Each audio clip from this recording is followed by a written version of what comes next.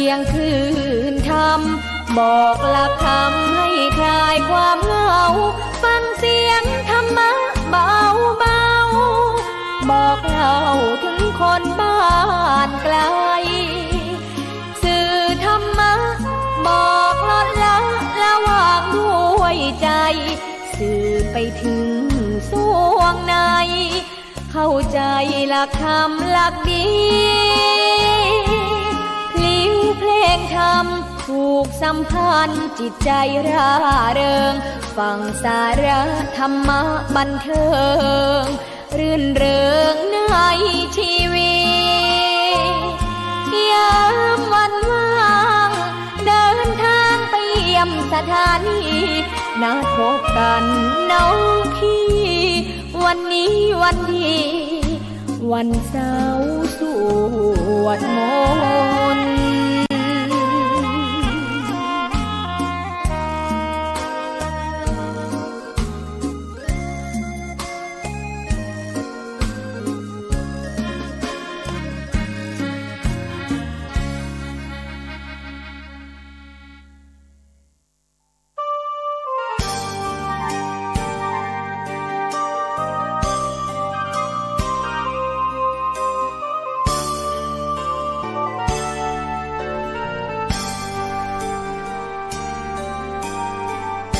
วันเข้าพรรษาเรามาร่วมใจเลิกดื่มสุราเมลัยถวายเป็นพุทธบูชาทุกสิ่งเสพติดทำลายชีวิตทั้งใจวาจาผิดศีลข้อที่ห้าสาเหตุให้เกิดเพศภัยใช้สติไตรตรองให้ลองคิดดูเหล้ายานั้นคือศัตรูก็กินทรัพย์สินภายในทำร้ายครอบครัวไร้ความสุขลูกเมียทุกใจเงินทองที่หามาได้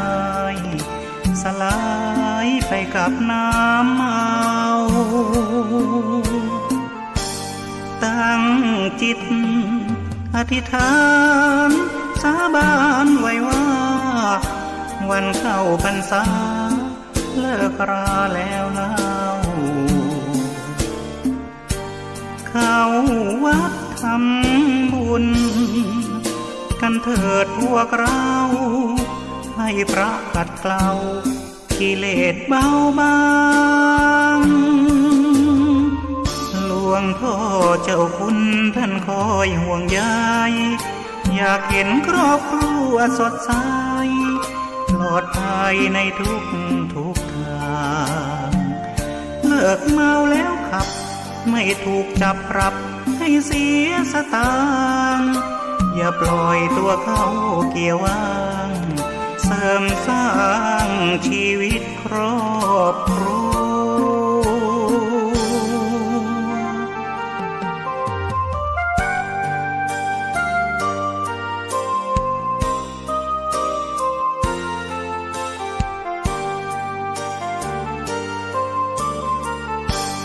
ตั้งจิตอธิษฐานสาบานไว้ว่า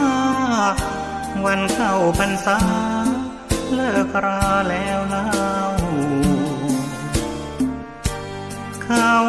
วัดทำบุญกันเถิดพวกเราให้พระขัดเกลากิเลสเบาบางหลวงพ่อเจ้าคุณท่านคอยห่วงใยอยากเห็นครอบครัวสดใสปลอดภัยในทุกทางเลิกเมาแล้วขับไม่ถูกจับปรับให้เสียสตางค์อย่าปล่อยตัวเข้าเกี่ยวว่างเสริมสร้างชีวิตครอบครัว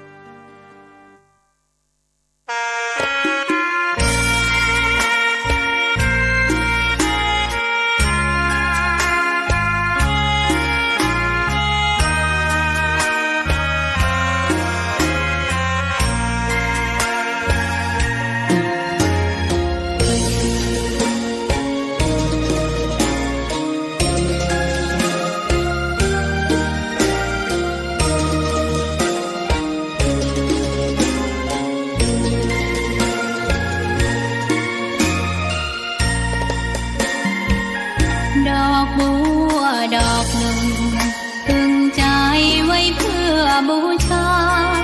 แด่องค์พระศาสดาสัมมาสัมพุทธเจ้ามีความงามเงียบไม่เปรียบเทียบเขาเทียบเราใครมองไม่งามช่างเขาแต่เจ้าก็คือดอกบัวด้วยความสัตย์ซื่อยึดถือความดีเป็นหลักใครรักไม่รักก็ไม่จมปลักมองมัวเมื่อโผล่พ้นน้ำก็เห็นความงามในตัวไม่ยึดติดในตมชั่วขอเป็นดอกบัวดอกดีใครไม่มองว่าบัวงามเด่นแต่บัวก็เป็นดอกบัวทุกวันอย่างนี้ไม่อยากเด่นดังแต่มุ่งหวังในทางเด่นดี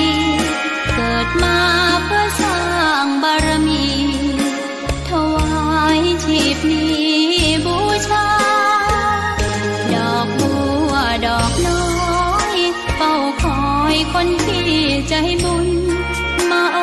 บเอื้อเกื้อกูลรู้ค่าของบุญเก็บบัวขึ้นมา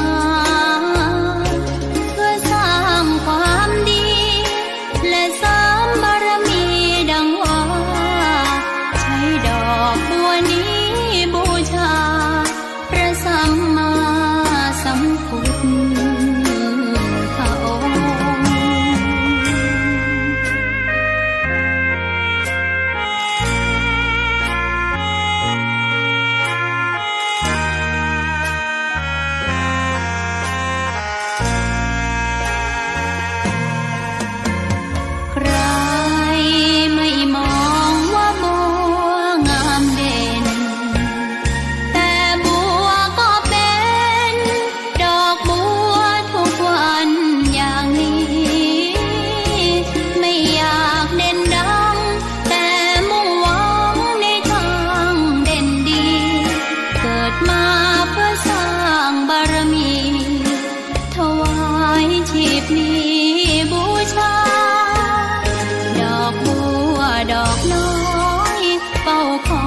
คนที่ใจบุญ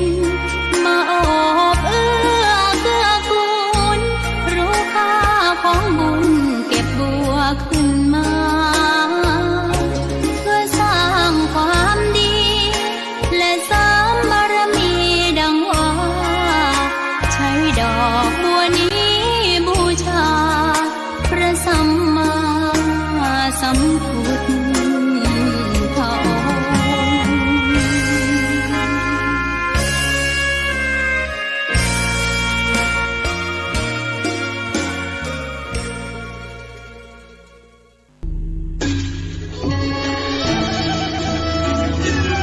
ขอเชิญพุทธศาสนิกชนทุกท่านร่วมทำบุญผ้าป่าสามัคคีและร่วมเป็นเจ้าภาพโรงทานในพิธีทำบุญ1 ทศวรรษ 10 ปีที่พักสงฆ์สถาบันธรรมาภิวัตรบ้านศพเตินตำบลศพปาดอำเภอแม่เมาะจังหวัดลำปางในวันที่17 สิงหาคม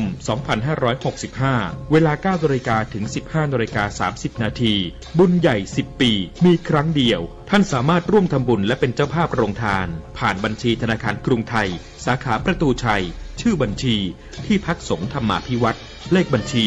536-0755-5318ข่าวสารเพื่อการประชาสัมพันธ์ขอเชิญชวนศรัทธานักศีลนักบุญทั้งหลายผู้มีความเคารพนับถือพระครูวิสิทธิ์ศรีราภรณ์เจ้าคณะตำบลป่าแดดเจ้าอาวาสวัดวังสิงห์คำคณะสงฆ์คณะศิษยานุศิษย์คณะศรัทธาพร้อมใจกันจัดงานทำบุญอายุวัฒนมงคลครบรอบ59 ปีจัดงาน2 วันวันเสาร์ที่20 สิงหาคมและวันอาทิตย์ที่21 สิงหาคม 2565เป็นส่วนหนึ่งที่เราจะได้ไปร่วมทำบุญอายุวัฒนมงคลครบรอบ59 ปี พระครูวิจิตรศรีราพรเจ้าคณะตำบลป่าแดดเจ้าวาดวัดวังสิงห์คำตำบลป่าแดดอำเภอเมืองเชียงใหม่จังหวัดเชียงใหม่ทั้ง2 วันโดยพร้อมเพรียงกัน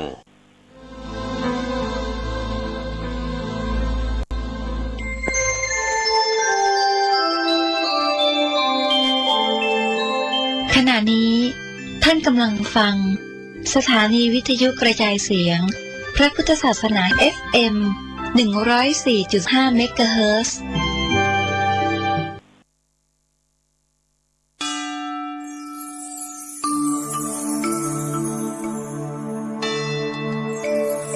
บทที่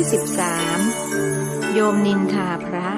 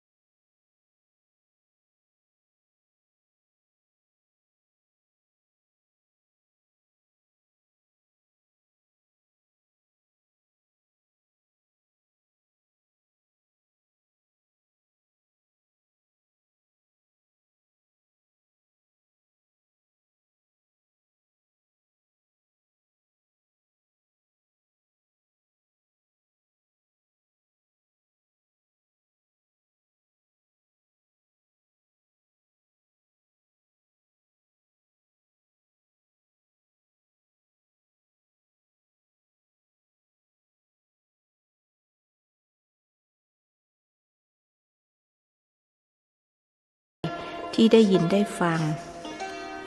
เรื่องมันยาวครับหลวงพี่คือสมภารแกเป็นคนมีอิทธิพลในว่าก่อนบวชเคยเป็นนักเลงมาก่อนพอชาวบ้านเขาจะเอาเรื่องแกก็ใช้วิธีเชือดไก่ให้ลิงดูคืออยู่ๆกรรมการวัดคนที่เป็นตัวตั้งตัวตีก็ถูกฆ่าตายเขารู้กันทั้งบางว่าสมภารเป็นผู้บงการแต่ไม่มีใครกล้าฟ้องร้องเรื่องก็เลยเงียบไป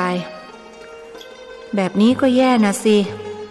คนฟังรู้สึกเศร้าสลดในหัวใจยิ่งนักแย่หรือไม่แย่พวกชาวบ้านเขาก็ประท้วงด้วยการเลิกทำบุญตักบาตรก็ในเมื่อพระทำตัวไม่ดีคนก็หมดความเลื่อมใส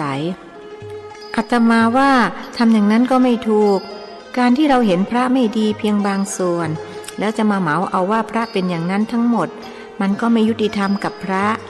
เพราะพระดีๆยังมีอีกมากอีกประการหนึ่งการเลิกทำบุญทำทานก็เป็นการตัดทางกุศลของตัวเองหมายความว่าอย่างไรครับก็หมายความว่าเมื่อเราเลิกทำบุญก็เป็นการตัดโอกาสทางสวรรค์ตัดโอกาสการสร้างสมบารมีเช่นทานบารมีเป็นต้นคุณต้องเข้าใจนะว่าพระก็คือคนนั่นแหละแล้วคนก็มีทั้งคนดีคนชั่วเมื่อคนมาบวชเป็นพระก็เลยมีทั้งพระดีพระชั่วแต่ถึงเราจะทำบุญกับพระชั่วแต่ก็ไม่ได้แปลว่าเราจะต้องชั่วตามท่านไปด้วยอ้าวถ้าอย่างนั้นสมมุติว่าผมทำบุญกับหลวงตาทอง20 บาทแล้วแกเอาเงินนั้นไปซื้อเหล้ากินในฐานะที่ผมเป็นเจ้าของเงินผมไม่บาปหรือไงนายจ่อยค้านนั่นแสดงว่าคุณเข้าใจผิดการทำบุญนั้นไม่ว่าจะทำกับใครถ้าเราทำด้วยบริสุทธิ์ใจและของทำบุญนั้นได้มาด้วยความบริสุทธิ์เราก็ได้บุญแล้วสมมติว่ามีพระรูปหนึ่งมาบอกบุญว่าจะเอาเงินไปสร้างโบสถ์คุณเชื่อจึงทำบุญไป20 บาทด้วยความเต็มใจเมื่อคุณทำคุณก็ได้บุญทันทีนั่นคือคุณเกิดปิติเอิบอิ่มใจว่าได้ทำบุญทีนี้ถ้าพระรูปนั้นเอาเงินไปซื้อเหล้ากินท่านก็บาปเองโดยที่บาปนั้นไม่มาถึงคุณอย่างแน่นอนเพราะคุณไม่รู้เห็นเป็นใจกับท่านแต่ถ้าท่านนำไปสร้างโบสถ์จริงคุณก็ได้บุญ2 ต่อเพราะฉะนั้นการทำบุญทำเมื่อไรก็ได้บุญเมื่อนั้นสุดแต่ว่าจะได้มากได้น้อยและที่สำคัญคือการทำบุญเป็นการสืบต่อพระศาสนาเพราะถ้าคนพากันคิดเหมือนกันหมดว่าเมื่อพระทำตัวไม่ดีเขาก็เลิกทำบุญต่อไปพระศาสนาก็จะตั้งอยู่ไม่ได้จริงไหมหลวงพี่อธิบายเสียยืดยาวชั่วเวลาเพียงเดือนเดียวของการบวชท่านหูตากว้างขึ้นสามารถเข้าใจอะไรๆได้ลึกซึ้งกว่าแต่ก่อนคงจะจริงอย่างที่หลวงพี่ว่าคนที่มาบวชเป็นพระบางคนเขาก็ไม่ได้ตั้งใจบวชคือไม่ได้มาบวชเพื่อละกิเลสแต่บวชด้วยเหตุผลอื่นบางคนลูกเกเรไม่เอาทานก็จับบวชบางคนไปปล้นไปฆ่าเข้ามาก็มาอาศัยผ้าเหลืองหลบภัยวัดก็เลยกลายเป็นที่รวมของคนชั่วแม้แต่หมาแมวที่ไม่ดีคนเขาก็เอามาปล่อยวัดก็ต้องรับกรรมกันไปนายจ่อยพูดปลงๆแต่ถึงจะเป็นคนชั่วมาก่อนถ้าบวชแล้วกลับตัวกลับใจได้ก็นับเป็นวาสนาของเขาพระโบเฮียวอดนึกไปถึงอดีตของตัวท่านเองไม่ได้ครับมันก็ขึ้นอยู่กับปัจจัยหลายอย่างเป็นต้นว่าสิ่งแวดล้อมหรือโชควาสนาของคนคนนั้นที่สำคัญที่สุดคือถ้าได้ครูบาอาจารย์ดีก็มีโอกาสจะเปลี่ยนนิสัยได้อย่างอาตมานี่ถ้าพูดกันตรงๆก็ใช่ว่าเป็นคนดิบคนดีอะไร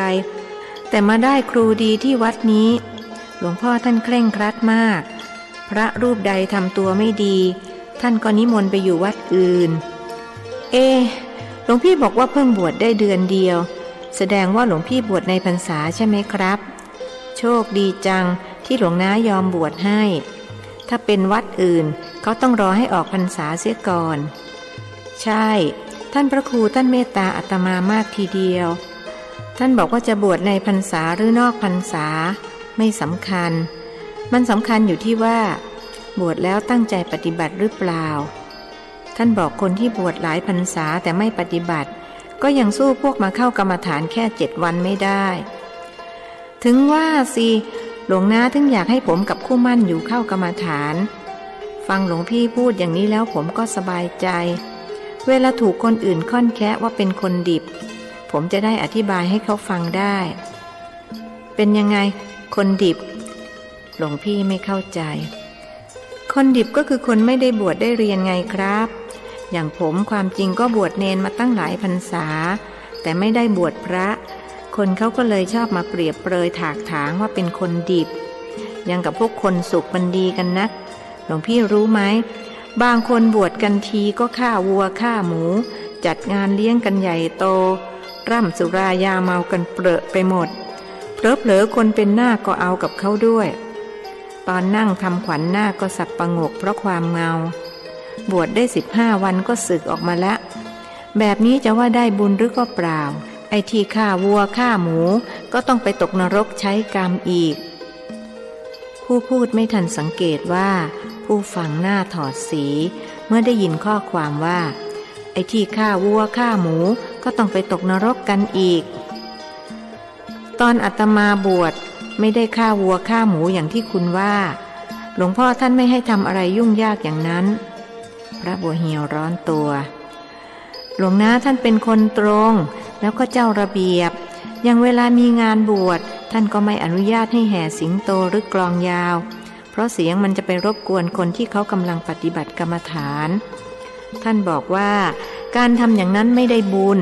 แล้วยังสิ้นเปลืองเงินทองโดยใช่เหตุผมเคยไปงานบวชเพื่อนที่วัดหนึ่งชื่ออะไรก็จำไม่ได้เสียแล้วชื่อวัดหรือชื่อเพื่อนที่ว่าจำไม่ได้น่ะชื่อวัดสิครับส่วนชื่อเพื่อนผมจำแม่นมากเพราะมันชื่อเดียวกับผมแล้วเป็นไงงานบวชเพื่อนคุณทุเรศที่สุดเท่าที่ผมเคยเห็นมาคือมันเมากันเละเลยตอนแห่นาครอบโบสถ์ก็พากันรำแอนหน้าแอนหลังทั้งผู้หญิงผู้ชายแถมทิ้งขวดเหล้าขวดเบียร์ไว้เกลื่อนกราดตามกำแพงโบสถ์บ้างตามพื้นบ้างถ้าเป็นที่วัดป่ามะม่วงหลวงน้าเอาตายแน่เลยนายจ่อยเล่าชอดอาตมาว่าเป็นเพราะเขาเข้าใจไม่ถูกต้องคิดว่าทำอย่างนั้นจะได้บุญที่จริงชาวพุทธเรายังเข้าใจศาสนาผิดกันอีกมากอาตมาเองก็เพิ่งมาเข้าใจถูกต้องเอาเมื่อบวชนี่แหละ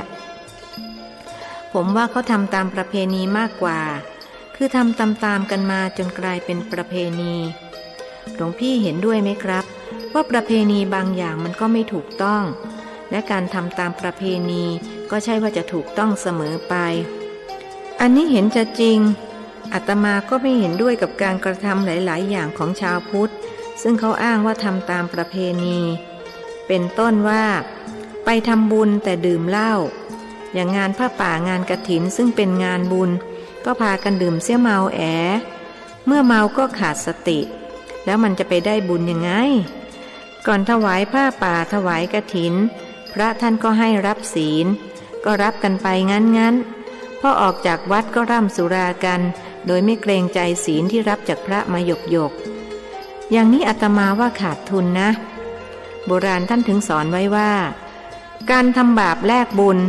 มักขาดทุนอยู่ร่ำไปนั่นสิครับอย่างเรื่องบวชก็เหมือนกันสมมุติว่าตอนบวชเขาต้องฆ่าหมูฆ่าวัวเพื่อนำมาเลี้ยงพระเลี้ยงคนพอสึกออกมาปรากฏว่าบาปกับบุญที่ได้มันไม่สมดุลกันบาปมากกว่าก็ต้องไปตกนรกนายจ่อยย้อนมาพูดเรื่องปาณาติบาตทำให้พระบัวเหี่ยวใจหดหู่อีกครั้งแม้คนพูดจะไม่ล่วงรู้การกระทำแต่หนหลังของท่านแต่ตัวท่านรู้และรู้สึกสะเทือนใจทุกครั้งเมื่อถูกสะกิดขึ้นชื่อว่าบาปหากใครทำเข้าก็ต้องพกพามันติดตัวติดใจไปทุกแห่งหนดุจเงาติดตามตัวฉะนั้นพระบัวเหี่ยวกำลังเสวยผลของบาปคุณบวชเนนอยู่นานไหมถามเพื่อต้องการเปลี่ยนเรื่องไม่อยากได้ยินได้ฟังในสิ่งที่ทำให้ใจเศร้าหมอง5 พรรษาครับตั้งแต่อายุ10 ปีถึง15 ปีอยู่กับหลวงพ่อมาตลอดเลยหรือครับงั้นก็ได้วิชาดีๆจากหลวงพ่อไว้มากนะสิเห็นมหาบุญเล่าให้อาตมาฟังว่าหลวงพ่อท่านเก่งทางคุณไสยด้วยจริงครับแต่ท่านไม่ให้ใครหรอกท่านว่าวิชาพวกนี้ไม่มีประโยชน์ช่วยให้พ้นทุกข์ไม่ได้ถึงท่านจะเก่งทางคุณไสยแต่หลังจากที่ธุดงค์ไปเรียนกรรมฐานกับหลวงพ่อในป่าแล้วท่านก็ทิ้งไสยศาสตร์หมดใครขอเรียนท่านก็ไม่สอนให้ท่านว่ามันเป็นเดรัจฉานวิชาได้ไปแล้วก็รังแต่จะก่อเวรก่อกรรมกันมากขึ้น แปลว่าท่านไม่เคยนำวิชาเหล่านี้มาใช้เลยก็ใช้บ้างเหมือนกันคือใช้เท่าที่จำเป็นทว่าไม่สอนให้ใครท่านจะสอนคนอื่นก็เฉพาะวิชากรรมฐานเท่านั้นท่านว่านี่เป็นของจริงช่วยให้พ้นทุกข์ได้ส่วนไสยศาสตร์เป็นของปลอมแต่ท่านก็เคยเอามาใช้บ่อยเป็นต้นว่าเวลาคนถูกผีเข้าท่านก็มีคาถาไล่ผีผมเคยไปกับท่านบ่อยๆบางทีคนเข้ามาตามตอนตี 1 ตี 2บอกเมียถูกผีเข้าหลวงน้าก็ให้ผมไปด้วยท่านไล่ผีเก่งจริงๆนอกจากนี้ท่านยังมีคาถาออกลูกง่ายเมียใครออกลูกยากท่านก็เอากล้วยน้ำว้าสุกมาเสกให้กินปุ๊บเด็กออกมาปั๊บราวกับปาฏิหาริย์แล้วเนื้อคู่ล่ะท่านดูเนื้อคู่แม่นไหมอยากให้นายจ่อยตอบว่าไม่แม่นเพื่อจะมีความหวังได้พบเนื้อคู่กับเขาบ้างหากนายจ่อยกลับตอบชัดเจนว่าแม่นที่สุดในโลกแม่น1,000%เลยดูอย่างเรื่องของผมก็แล้วกันไม่นึกไม่ฝันว่าจะเป็นคู่รักกับอีจุกจุกเขาแต่ก็ต้องเป็นเพราะความดูแม่นของหลวงน้าหลวงพี่จะฟังไหมครับถ้าไม่ฟังผมจะได้ไม่เล่าไปสิอาตมากำลังฟังแต่ถ้าหลวงพี่ไม่อยากฟังผมไม่เล่าก็ได้นะครับคนเล่าทำเล่นตัวอยากฟังนะสิพระบัวเหี่ยวยืนยันเรื่องมันเป็นอย่างนี้นายจ่อยเริ่มต้นเล่าอย่างตั้งอกตั้งใจตั้งแต่ต้นจนจบคนฟังจึงขัดขึ้นว่าเทข้าวทิ้งน้ำก็เป็นอาบัตินะสิมันผิดวินัยข้อไม่เคารพบิณฑบาตหลวงพี่อ้างพระวินัยหลวงน้าท่านบอกว่ามันอยู่ที่เจตนาเราไม่ได้เททิ้งเทขว้างแต่เราเจตนาจะเลี้ยงปลาชุมมากเลยหลวงพี่เทไปแป๊บเดียวปลามันฮุบกินหมดเลยมันพากันมาเป็นฝูงแต่ก็น่าเห็นใจท่านนะท่านเป็นคนสะอาดสะอ้านถ้าเป็นอาตมาก็คงฉันไม่ลงเหมือนกันแม้จะไม่ใช่คนสะอาดสักเท่าไรแต่จะให้ฉันข้าวผสมน้ำมูกไม่ไหวแน่นั่นสิครับพูดก็พูดเถอะหลวงพี่เมื่อก่อนนี้ผมเกลียดจุกมากๆเลยโกรธหลวงน้าอยู่หลายวันนึกว่าท่านแกล้งผมบอกยกให้หลวงน้าก็แล้วกันผมไม่เอาหรอกแล้วตอนนี้ยังคิดจะยกให้หลวงพ่ออยู่อีกหรือเปล่าพระบัวเหี่ยวแกล้งถามนายจ่อยหัวเราะแหะก่อนตอบว่าเป็นตายยังไงก็ไม่ยอมใครจะมาแย่งจุกไปจากผมก็ต้องข้ามศพกันไปก่อนละหลวงพี่ไม่รู้อะไรจุกตอนเด็กกับตอนนี้น่ะผิดกันราวฟ้ากับดินตอนเด็กดูสกปรกขี้มูกมากแต่ตอนนี้สะอาดสะอ้านแล้วก็สวยยังกับนางฟ้าเดี๋ยวหลวงพี่ก็จะได้เห็นเขาจะมาขึ้นกรรมฐานพร้อมผมหลวงน้าสั่งไว้ว่าให้ไปขึ้นกรรมฐานตอน6 โมงเย็นเสร็จแล้วให้ผมมาปฏิบัติกับหลวงพี่ที่กุฏิส่วนเขาไปปฏิบัติกับแม่ชีก็ดีสิอาตมาจะดูว่าระหว่างคู่รักของคุณกับคู่รักของหลวงพ่อใครจะสวยกว่ากันพระบัวเหี่ยวเผลอพูดในสิ่งที่เป็นความลับความจริงท่านยังไม่เคยเห็นคนที่เคยเป็นคู่รักของหลวงพ่อเมื่อชาติที่แล้วแต่ก็คิดว่าวันหนึ่งจะต้องได้เห็นเพราะท่านพระครูบอกว่าเขาจะมาช่วยสร้างหอระฆังถวายหลวงพี่หมายความว่ายังไง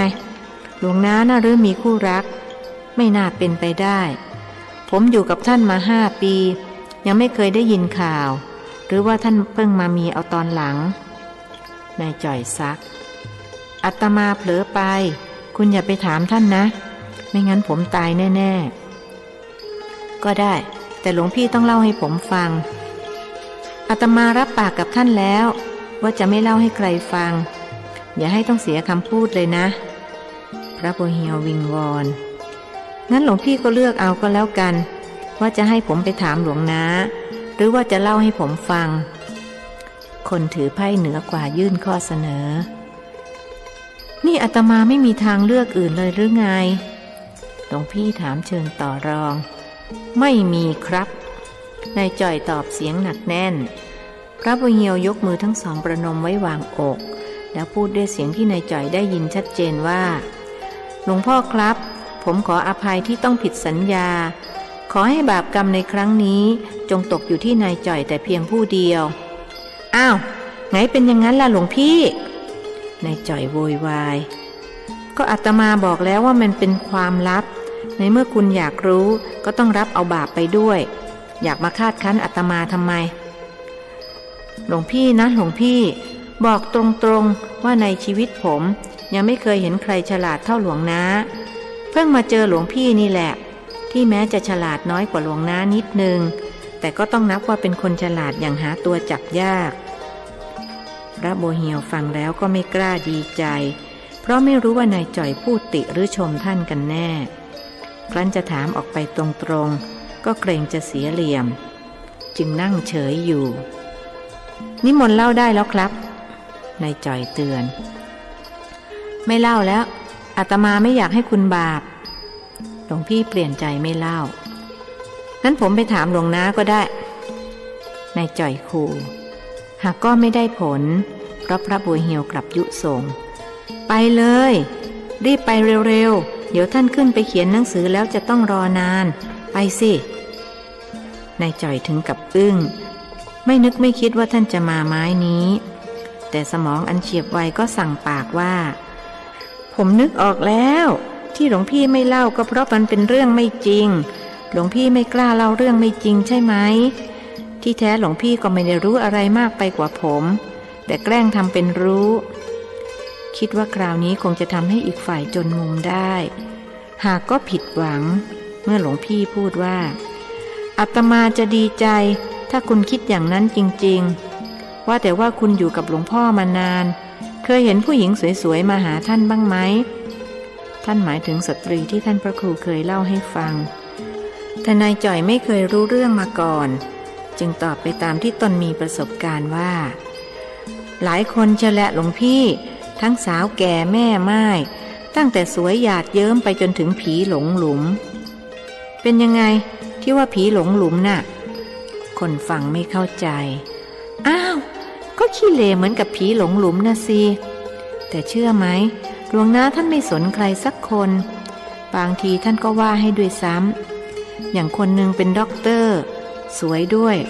มาหาท่านบ่อยๆถามโน่นถามนี่ที่ไม่เกี่ยวกับธรรมะแล้วก็แต่งตัวชะเวิกชะว่าก้มทีงี้แม้อย่าให้พูดดีกว่านายจ่อยยังจำภาพด็อกเตอร์สาวผู้นั้นได้ติดตาแม้ถ้าอาตมาเป็นหลวงพ่อคงตะบะแตกแน่เลยแต่ถ้าหลวงพี่เห็นจริงๆผมว่าคงไม่พูดอย่างนี้หรอกมันทุเรศมากกว่าผมยังนึกทุเรศไม่หายคนอะไรก็ไม่รู้มีความรู้ซะเปล่าแต่ไม่มีหัวคิดแล้วท่านพระครูท่านว่าอย่างไรบ้างที่เขาทำอย่างนั้นน่ะตอนแรกท่านก็สอนทางอ้อมว่าคนที่จะมาวัดมาวาควรจะแต่งตัวให้เรียบร้อยแต่ยายคนนั้นแกไม่เข้าใจเพราะวันหลังๆแกก็แต่งแบบนี้มาอีกท่านก็เลยว่าเอาตรงๆท่านพูดว่านายจ่อยเรียนเสียงและท่าทางของท่านพระครูนี่โยม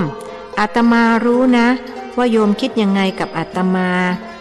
แต่โยมสิไม่ยอมรับรู้ว่าอาตมาคิดยังไงกับโยมถ้าอาตมาคิดจะสึกก็คงสึกไปเสียนานแล้วเพราะคู่รักของอาตมาสวยกว่าโยมหลายเท่านักทั้งสวยทั้งดีอาตมายังไม่หวั่นไหวแล้วทำไมจะต้องมาสนใจคนอย่างโยมผู้ซึ่งหาสาระแก่นสารอะไรไม่ได้น่าเสียดายที่เป็นถึงด็อกเตอร์ทำอะไรไม่สมกับภูมิรู้ของตัวเองเลยทำไมคุณจำแม่นจังแน่ใจนะว่าไม่ได้เพิ่มเติมเสริมแต่งขึ้นมาพระบัวเหี่ยวถือโอกาสขัดคอรับรองว่าไม่ได้แต่งไม่ได้เติมอะไรทั้งสิ้นเดี๋ยวผมจะบอกว่าทำไมถึงจำได้นายจ่อยยืนยันหนักแน่นแล้วผู้หญิงคนนั้นว่ายังไงจะว่ายังไงก็สะบัดก้นลุกหนีไปเลยตั้งแต่นั้นก็ไม่มาอีกถ้ามาอีกก็อายยางมาตูมยางมาต่อยแย่น่ะสิแม่หลวงพี่นี่ปากไม่เบาเหมือนกันนะให้ตายสิอ้าวจะรีบตายไปทำไมล่ะยังหนุ่มยังแน่นอยู่เลยคนเป็นพระแกล้งว่าหากคนเป็นคฤหัสถ์กลับเฉยเสีย หลวงพี่ว่าพวกผู้หญิงที่ชอบศึกพระนี่ตกนรกไหมครับนายจ่อยถามความเห็นมันก็พูดยากนะคุณนาแต่บาปนะบาปแน่ส่วนจะถึงขั้นตกนรกหรือเปล่าอาตมาเองก็ไม่แน่ใจจะให้แน่ต้องถามหลวงพ่อว่าแต่ว่ารายอื่นมีอีกหรือเปล่าหรือว่ามีรายด็อกเตอร์รายเดียวก็มีอีกหลายรายเชียวละที่ผมจำคำพูดของหลวงนาได้ก็เพราะเหตุนี้แหละคือต้องฟังหลวงนาพูดอย่างนี้บ่อยๆแสดงว่าหลวงพ่อท่านเนื้อหอมมากเชียวสาวๆถึงได้มารุมตอมก็ท่านรูปหล่อนี่ครับตอนที่ท่านหนุ่มๆน่ะสมบัติเมธานีงี้ชิดซ้ายเลยละนายจ่อยอวดอ้างคุณสมบัติหลวงนางั้นเชียวเหรอแต่อาตมาว่าสมบัติหล่อกว่านะหลวงพี่แย้งนายจ่อยจึงรีบแก้ว่านั่นเพราะหลวงนาท่านฉันยาลดความหล่อมากไปหน่อยอะไรกันยาลดความหล่อก็มีด้วยมันเป็นยังไงนะไอ้เจ้ายาขนาดนี้พระบุญเหียวรู้สึกสนใจขอทีอย่างหลวงพี่อย่าฉันเลยครับยาขนาดนี้ขนาดยังไม่ฉันผมก็ว่ายังไงเอาอีกแล้วนะเมื่อกี้ว่าแก่คราวนี้หาว่าไม่หล่ออีกประเดี๋ยวก็ลาออกจากตำแหน่งพี่เลี้ยงของคุณเสียหรอกท่านขู่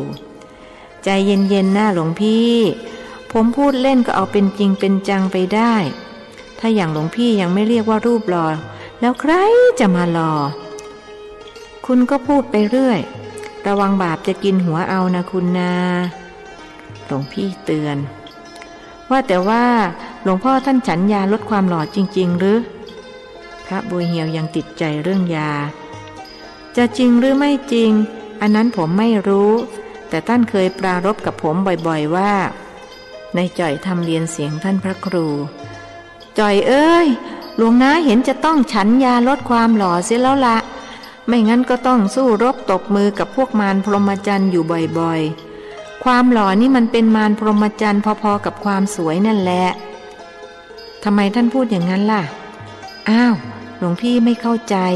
ก็พระหล่อๆน่ะถูกผู้หญิงศึกมาเสียมากต่อมากหลวงนาถึงว่าพวกผู้หญิงสวยหนึ่งพระรูปหล่อหนึ่งเหล่านี้เป็นศัตรูของพรหมจรรย์พระบางองค์เป็นถึงท่านเจ้าคุณยังถูกผู้หญิงศึกเอาไปเป็นผัวเลย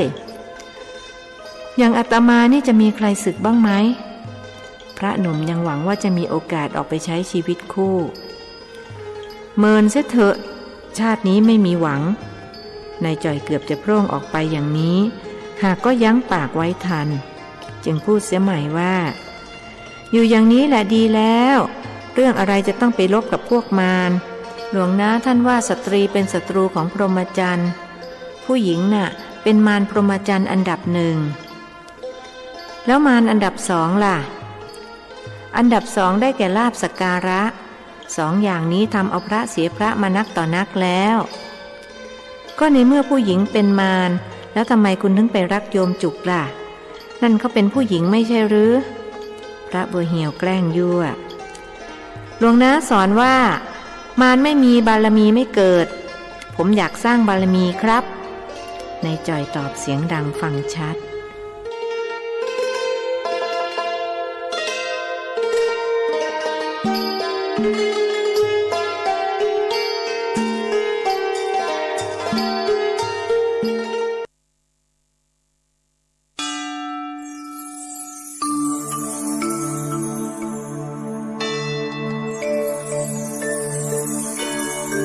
บทที่14คุณนายดวงสุดา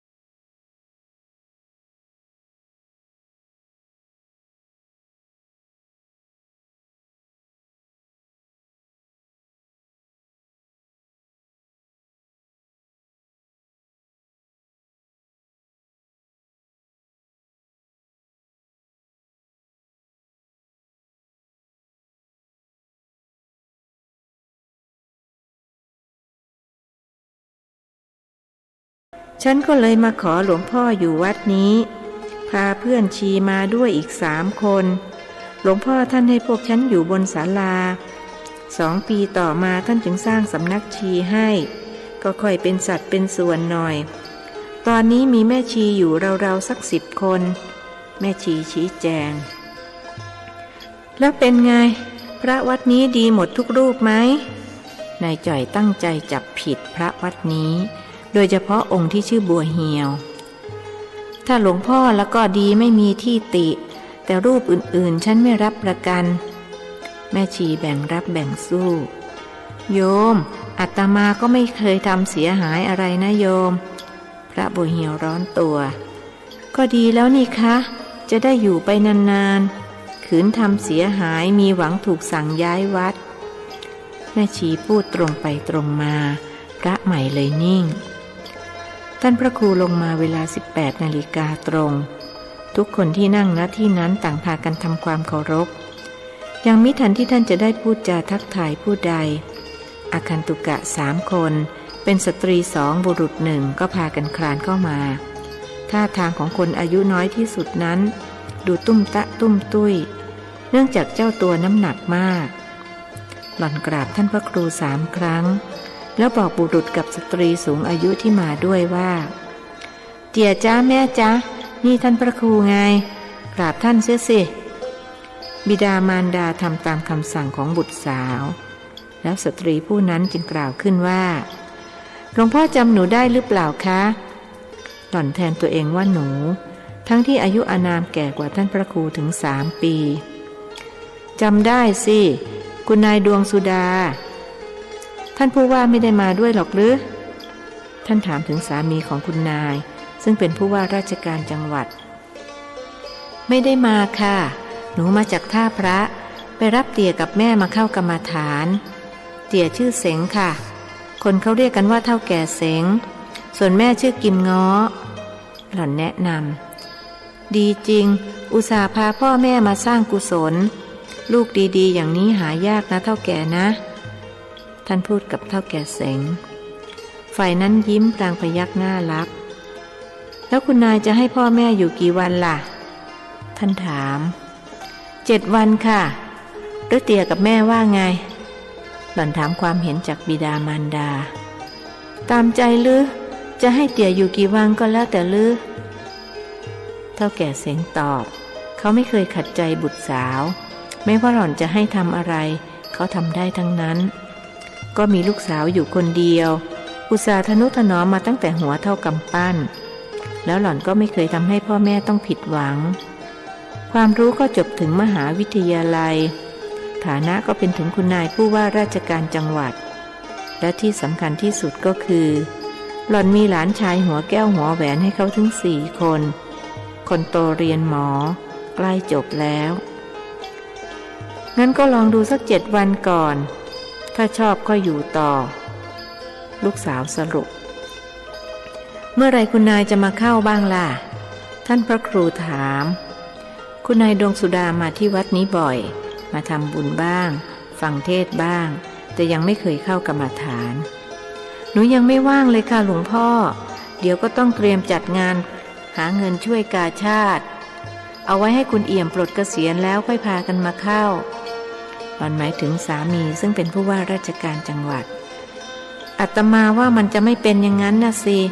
พอถึงเวลานั้นเข้าจริงๆก็จะมาบอกว่าต้องเลี้ยงหลานมีหลายรายเชียวที่อาตมาชวนแล้วไม่มาเช่นอ้างว่าลูกยังไม่โตพอลูกโตก็มาไม่ได้เพราะต้องเลี้ยงหลานพอหลานโตยังไม่ทันได้เลี้ยงเหลนก็กลับบ้านเก่าเสียแล้วเลยไม่ได้บุญได้กุศลติดตัวไปอาตมากลัวว่าคุณนายจะเป็นเหมือนเขานะสิไม่เหมือนค่ะไม่เหมือนแน่ๆหนูกับคุณเอี่ยมสัญญากันไว้แล้วค่ะว่าจะไม่ยอมเลี้ยงหลานเด็ดขาดลูกใครๆก็เลี้ยงกันเอาเองอ้อคุณนายเลี้ยงลูกเองว่างั้นเถอะคราวนี้คุณนายยิ้มเขินๆกล่าวแก้ว่าก็เตี่ยกับแม่เขาเห่อหลานไม่ยอมให้หนูเลี้ยงสักคนเขาคงสงสารหนูสงสารหลานที่ต้องระหกระเหินย้ายตามคุณเอี่ยมไปจังหวัดโน้นจังหวัดนี้ก็เลยเหมาไปเลี้ยงให้ทั้งหมด ฉันเลี้ยงลูกคนเดียวมันไม่ทันเบื่อก็เลยเลี้ยงหลานเสียเบื่อเลยค่ะคุณกิมง้อพูดบ้างเธอพูดไทยชัดกว่าผู้เป็นสามีเพราะเพื่อนฝูงของเธอเป็นคนไทยเสียเป็นส่วนใหญ่ประเดี๋ยวมีหลานของลูกมาให้เลี้ยงก็หายเบื่อมั้งท่านพระครูหมายจะลองใจไม่หายค่ะหลวงพ่อฉันสัญญากับเตี่ยหนูดวงไว้แล้วว่าออกจากวัดไปเราจะปฏิบัติกรรมฐานกันทุกวันงานการก็เลิกทำเราสบายแล้วเก็บหอมรอมริบไว้มากพอสมควรในวัยชราก็จะหาบุญหากุศลใส่ตัวไปเป็นเสบียงในชาติหน้าที่ฉันได้ดิบได้ดีในชาตินี้ก็คงจะเพราะทำบุญมาดีก็ต้องทำดีต่อไปอีกเป็นการเติมเสบียงเข้าไว้คุณกิมง้อจารนัยแม้แจ๋วจริงๆความคิดของอาม่านี่แจ๋วท่านพระครูชมเปาะท่านมักเรียกสตรีที่อายุแก่กว่าท่านว่าอาม้านานๆอาตมาถึงจะเจอคนแบบนี้สักคนที่เห็นน่ะประเภทไม่ยอมละไม่ยอมวางแทบทั้งนั้นเมื่อวานมาหาอาตมาคนหนึ่งหน้าตาเศร้าหมองมาเชียวถูกเมียยักยอกเครื่องเพชรหนีตามหนุ่มไปก็จะไม่ให้หนียังไงเล่าตัวเองอายุ70เมียเพิ่งจะ28อาตมาเคยเตือนแล้วเขาไม่เชื่อมันเป็นไปตามกฎแห่งกรรมเอาละไหนๆก็พูดมาแล้วก็จะเล่าให้ฟังเสียเลยฟังไว้เป็นอุทาหรณ์นะแล้วท่านก็ออกตัวว่านี่อาตมาไม่ได้เอาเขามานินทานะเพราะไม่ได้ออกชื่อออกเสียงที่เล่าเพราะอยากให้เอาไปคิดเป็นการบ้านว่ากรรมดีกรรมชั่วนั้นมันมีจริงๆท่านหยุดทบทวนเรื่องราวประเดี๋ยวหนึ่งแล้วจึงเริ่มต้นเล่าคนนี้เขาเป็นนายพลจะเป็นพลโทหรือพลเอกอาตมาก็จำไม่ได้เสียแล้วเขาเคยมาหาอาตมาครั้งแรกเมื่ออายุ58ก็12 ปีมาแล้วมาถึงก็บอกหลวงพ่อผมจะแต่งงานอีกได้ไหมอาตมาก็ถามว่าตอนนี้ท่านอายุเท่าไรล่ะ58แล้วเจ้าสาวล่ะ16เขาสวยเป็นลูกสาวจ่าลูกน้องผมเองพ่อแม่เขาก็ยินดียกให้นายพลเขาเล่าให้อาตมาฟังอย่างนี้อาตมาก็ตั้งสติกำหนดเห็นหนอก็เห็นหมดเห็นอะไรรู้ไหมท่านถามพระบัวเหียวเห็นกฎแห่งกรรมใช่ไหมครับพระบัวเหียวตอบแบบย้อนถามอีกทีหนึ่งถูกแล้วอาตมาก็ได้ทราบว่าท่านนายพลผู้นี้มีอกุศลกรรมติดมาแต่ชาติก่อนโดยเฉพาะเรื่องผิดศีลข้อกาเมจำไว้นะคนที่ผิดศีล5น่ะต้องรับกรรมทุกคนคือถ้าผิดศีลมาจากชาติก่อนชาตินี้ต้องมารับกรรมอาตมาวิจัยมาแล้วถูกต้องแน่นอนไม่มีผิดพลาดเลยเป็นต้นว่าคนที่มีปาณาติบาตติดมา 60% จากชาติก่อนมาชาตินี้ต้องอายุสั้นถึงจะเกิดมาสวยมารวยยังไงก็จะอยู่ได้ไม่นานจะต้องตายตั้งแต่อายุยังไม่ถึงครึ่งคนที่อธินาทานติดมา 60% มีทรัพย์สินเงินทองจะต้องถูกเขาลักเขาขโมยถูกโกงถูกปล้นเรียกว่าทรัพย์อยู่กับตัวไม่ได้มันร้อนเพราะเคยไปลักไปขโมยของคนอื่นเข้ามาพวกที่กาเมสุมิจฉาจารติดมา 60% จะมีเมียมีผัวต้องเป็นของคนอื่นเขาหมดคือมีเมียก็มีชู้มีผัวก็มีเมียน้อยมีเมียน้อยก็ดีนี่ครับหลวงพ่อผมว่าดีกว่ามีเมียมากพระบัวเหียวอดขัดคอไม่ได้ท่านพระครูจึงแก้ว่ามีเมียน้อยในที่นี้แปลว่ามีเมียมากแล้วมีเมียมากในที่นี้จะแปลว่าอะไรล่ะครับอ้าวก็แปลว่ามีเมียน้อยนะสิทำฉลาดน้อยไปได้คราวนี้พระหนุ่มจึงสงบปากสงบคำลงท่านพระครูจึงเล่าต่อส่วนคนที่มีมุสาวาทติดมา 60% มักถูกเขาหลอกแล้วพูดจาอะไรก็มักไม่มีคนเชื่อถือถ้อยค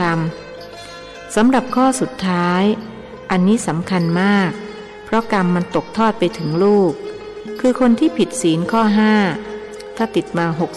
60% รับรองได้ว่ามีลูกกี่คนปัญญาอ่อนหมด ถ้าไม่ถึงกับปัญญาอ่อนก็ไม่ฉลาดเรียนไม่ถึงขั้นปริญญานี่อาตมาวิจัยมาหมดแล้วทีนี้มาต่อเรื่องนายพลอาตมาก็เห็นว่าขอประทานโทษเถอะค่ะหลวงพ่อหนูยังไม่เข้าใจเรื่องศีลข้อสุดท้ายว่าทำไมกรรมจะต้องตกมาถึงลูกแปลว่าทำกรรมแทนกันได้นะสิคะคุณนายดวงสุดาถามขึ้นไม่ใช่อย่างนั้นหรอกคุณนายเราทำกรรมแทนกันไม่ได้แต่มันเป็นเรื่องของกรรมจัดสรรคือคนที่จะเกิดมาปัญญาอ่อนนั้นก็เพราะตัวเขาทำกรรมมาเองไม่ใช่พ่อแม่ทำให้แต่กรรมมันจัดสรรให้ไปเกิดกับคนที่ผิดศีลข้อ5มันก็เลยดูเหมือนว่าทำกรรมแทนกันแต่ที่จริงไม่ใช่กรรมมันเพียงแต่ไปจัดสรรให้ไปประจวบกันเข้าเท่านั้นพูดอย่างนี้คุณนายพอจะเข้าใจหรือยังพอจะเข้าใจค่ะนิมนต์หลวงพ่อเล่าเรื่องนายพลต่อเถิดค่ะคุณนายพูดพร้อมกับประนมมือขึ้นนิมนต์ท่านพระครูจึงเล่าต่ออาตมาก็เห็นว่านายพลท่านผิดศีลข้อ3ติดมาจากชาติก่อนในชาตินี้มีเมีย5 คนก็หนีตามชู้หมดอาตมาก็แกล้งลองใจโดยถามว่าแล้วภรรยาท่านว่ายังไงล่ะเขาจะยอมให้แต่งกับเด็กคราวลูกคราวหลานหรือไงท่านก็โกหกอาตมาบอกว่าภรรยาหย่ากันแล้วก็บอกด้วยว่ามีภรรยาคนเดียวกำลังจะแต่งกับคนที่2ที่อายุ16นี่อาตมาเลยพูดตรงๆว่าท่านอย่ามาโกหกเลยภรรยาท่านหนีตามชู้ไปใช่ไหมท่านมีภรรยามาแล้ว5 คนล้วนแต่หนีตามชู้ไปหมดต้องพูดความจริงอาตมาถึงจะคุยด้วยถ้าโกหกก็เลิกพูดกันในที่สุดท่านก็ยอมรับว่าใช่แล้วก็ถามอาตมาว่ารู้เรื่องของท่านได้อย่างไรใครมาเล่าให้ฟังอาตมาบอกไม่มีใครเล่าหรอกอาตมารู้เองท่านก็ศรัทธาถามว่าอยากแต่งงานกับเด็กคนนี้ขอให้อาตมาช่วยดูให้ด้วยว่าจะอยู่กันยืดไหมอาตมาก็บอกว่าอย่าแต่งเลยเพราะท่านมีกรรมข้อกาเมสุมิจฉาจารติดมาถ้าแต่งก็ต้องเป็นเหมือนคนอื่นๆอีกท่านก็บอกให้อาตมาช่วยอาตมาบอกไม่สามารถฝืนกฎแห่งกรรมได้และขอร้องให้ท่านเลิกล้มความตั้งใจแต่ท่านไม่เชื่อกลับไปแต่งงานจนได้แต่งงานได้2 ปีก็เกษียณผู้หญิงเขาก็มีชู้ท่านไม่โกรธเพราะรู้ว่ามันเป็นกฎแห่งกรรมที่ผู้หญิงก็ทนอยู่ด้วยเพราะอยากได้สมบัติจะรอให้ผัวตายว่างั้นเถอะอยู่มา12 ปีนายพลก็ยังไม่ตายเขาเลยขนเครื่องเพชรและของมีค่าอื่นๆหนีไปอยู่กับชู้เสียเลยนายพลก็เสียใจนึกถึงอาตมาขึ้นมาได้ก็อุตส่าห์มาหามาปรับทุกข์แต่อาตมาก็ช่วยอะไรไม่ได้มากชวนให้มาเข้ากรรมฐานก็ไม่ยอมนี่แหละฟังเอาไว้แล้วเก็บไปคิดเป็นการบ้านฟังเรื่องของนายพลแล้วผู้ที่นั่งณที่นั้นต่างพากันสลดใจ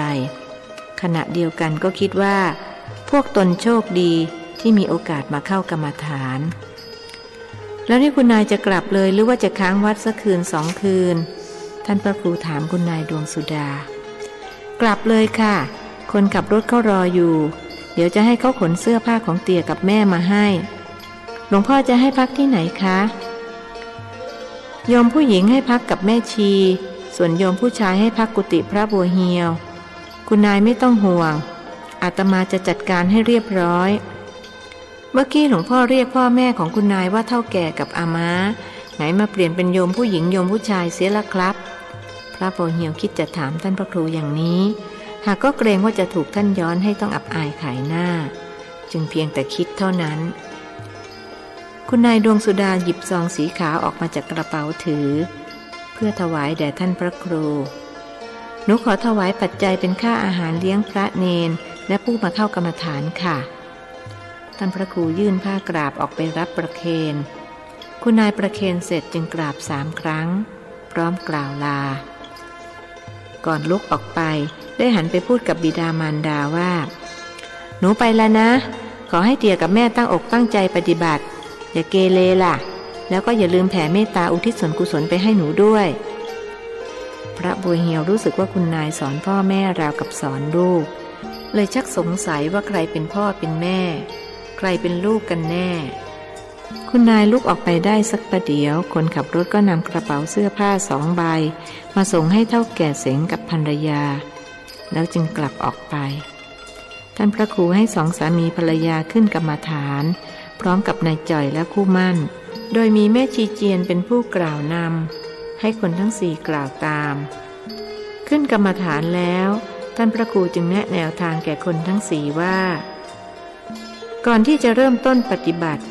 จำเป็นต้องรู้ปริยัติสักเล็กน้อยพอเป็นเขานั่นก็คือต้องเข้าใจความหมายของคำว่าจิตอารมณ์และสติเสียก่อน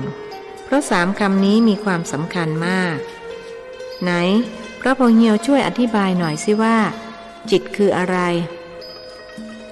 จิตคือธรรมชาติรู้อารมณ์ครับพระบวชใหม่ตอบแล้วอารมณ์คืออะไรแม่ชีเจียนช่วยอธิบายสู่กันฟังหน่อยเป็นไรท่านถามแม่ชีเป็นการทดสอบไปในตัวอารมณ์คือสิ่งที่จิตไปยึดเหนี่ยวค่ะแม่ชีตอบถูกแล้วอารมณ์ในที่นี้จึงแตกต่างจากความหมายที่ใช้กันโดยทั่วไปเพราะหมายถึงอารมณ์6ซึ่งได้แก่รูปเสียงกลิ่นรสโผฏฐัพพะและธรรมารมณ์โยม2 คนพอจะเข้าใจที่อาตมาพูดไหมไม่เข้าใจเฒ่าแก่เสงตอบพร้อมกับสายหน้าส่วนคุณกิมง้อเพียงแต่ยิ้มไม่เป็นไรตอนนี้ยังไม่เข้าใจก็ไม่เป็นไรปฏิบัติมากๆแล้วจะรู้ได้เองท่านให้กำลังใจรู้ว่าผู้มีอายุ2 คนนี้ต้องทำได้และจะก้าวหน้ากว่าคนหนุ่มคนสาวที่นั่งทำตาปริบๆอยู่ต่อหน้าท่านเสียอีกเอาละเมื่อเข้าใจความหมายของจิตและอารมณ์แล้วทีนี้ก็มาทำความเข้าใจกับคำว่าสติ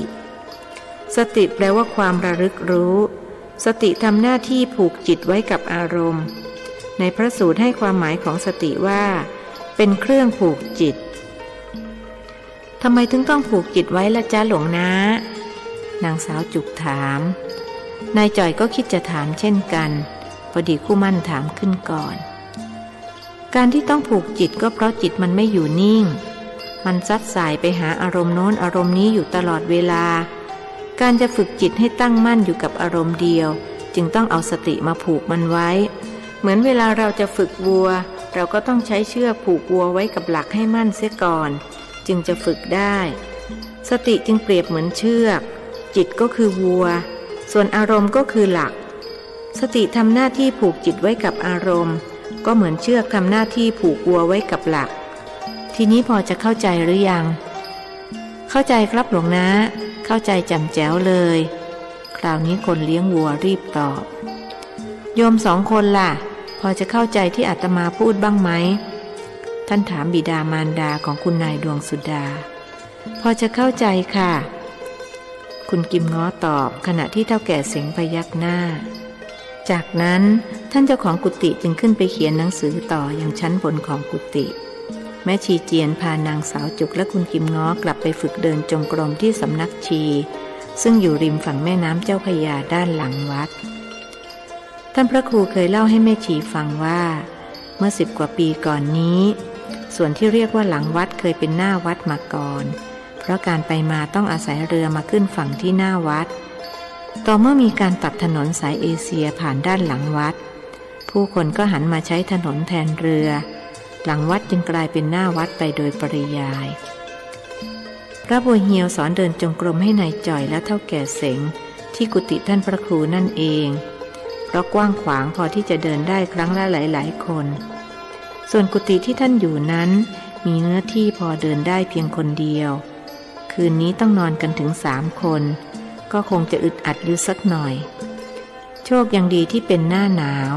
ท่านพระครูสั่งให้นายสมชายนำหมอนและผ้าห่มไปเพิ่มแล้วสาธิตวิธีเดินจงกรมให้เป็นตัวอย่างแล้วพระบัวเหียวจึงให้คนทั้ง2ลองเดินเฒ่าแก่เสงตั้งอกตั้งใจเต็มที่และเดินได้อย่างถูกต้องตามที่ครูสอนส่วนนายจ่อยจับจดสอนก็ยากจนครูออกจะหนักใจก็พอจะมองออกว่าอุปนิสัยไม่มาทางนี้หลวงพ่อท่านสอนไว้ว่าการทำความดีต้องฝืนใจ อาตมารู้ว่าคุณไม่ชอบแต่ในเมื่อคุณตั้งใจที่จะทำความดีแล้วคุณก็ต้องฝืนความรู้สึกให้ได้ท่านพูดเป็นการเป็นงานเห็นท่านเอาจริงนายจ่อยชักกลัวอีกอย่างก็ชักจะรู้สึกอายคนแก่ที่กำลังตั้งหน้าตั้งตาเดินอย่างขมักเขม้นเอาละวะไหนก็ไหนแล้วลองตั้งใจทำดูหน่อยเป็นไรคงไม่ถึงตายหรอกหน้านายจ่อยให้กำลังใจตัวเองแล้วก็เลยตั้งอกตั้งใจเดินเป็นอย่างดียิ่ง